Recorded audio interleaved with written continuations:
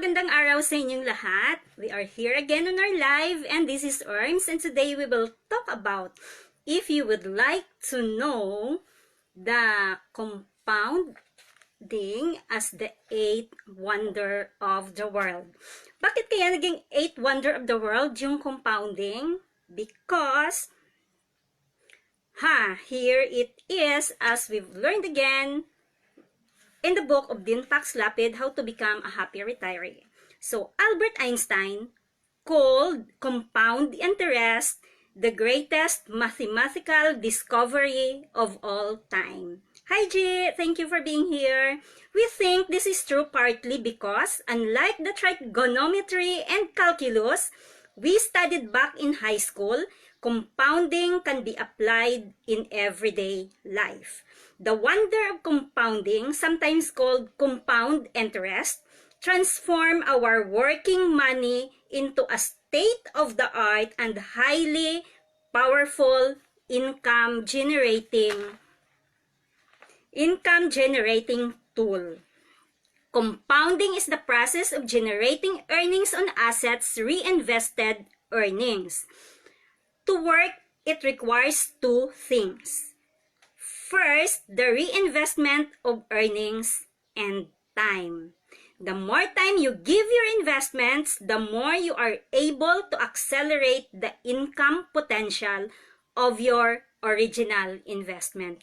That is why, being a member of the Truly Rich Club, it is always a happy dance for us every time Brother Bo Sanchez would send an email that it's time to sell a particular stocks because it would gain and eventually you have the money to reinvest it.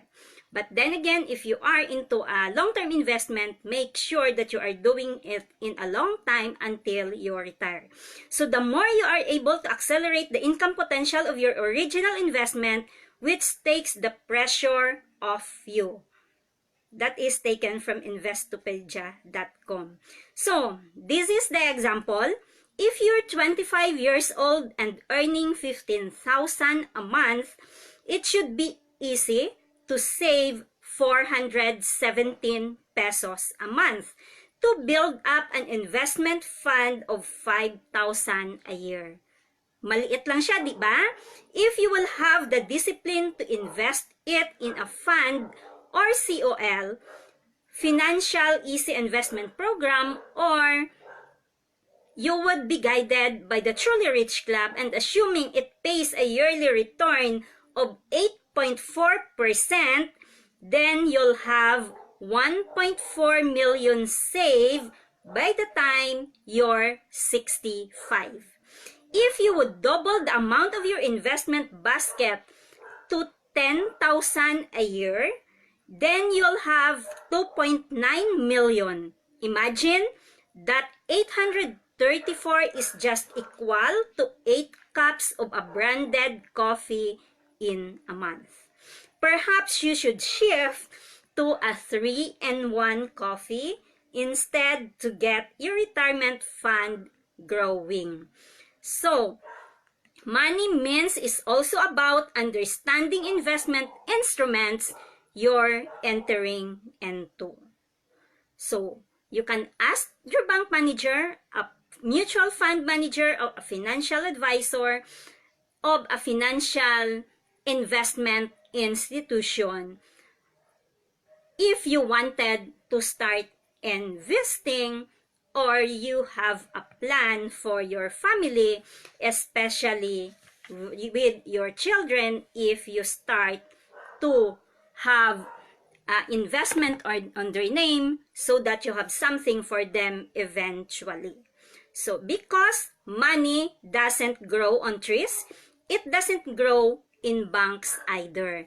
So dahil sa savings deposit, you will have 0.25% per annum, time deposit 0.5 to 0.75. In money market fund, you can have 1.28%, and treasury bills you can have 1.795%, and that is 20% taxable. But then, if your investment is put into a balanced fund, an equity fund, or UITF, fixed income, you can have and you can have a fixed equity or mostly equity. That is why you can have at least an average of 8.4 a year or higher than that. So, deposit only your emergency money in the bank, and everything else must be invested depending on your money stage, personal financial plan, and risk appetite. So, that is how the compounding interest work, and it is why it is called the eighth wonder of the world, because if you're doing it long term, at let's say age 25 to age 65, that is 40 years in investment, and instead of putting investment of 5,000 a month, maybe, or 500 pesos a month, maybe you could put at least 1,000 or 2,000 pesos a month. So it depends on your appetite of investing. So, maraming salamat for being here with me. Hope you find value on our today's topic. And for those who are having paycheck to paycheck right now and have something to pay for, and your credit card is what we call is full and just paying the minimum, or if you wanted to pay off anything, or you wanted to pay off the education of your children, your mortgages, or your credit cards, I have a better opportunity for you. I can help you to start planning in order for you to have that eventually pay off in the next 2 to 5 years time, if you really wanted to have something to change in your life.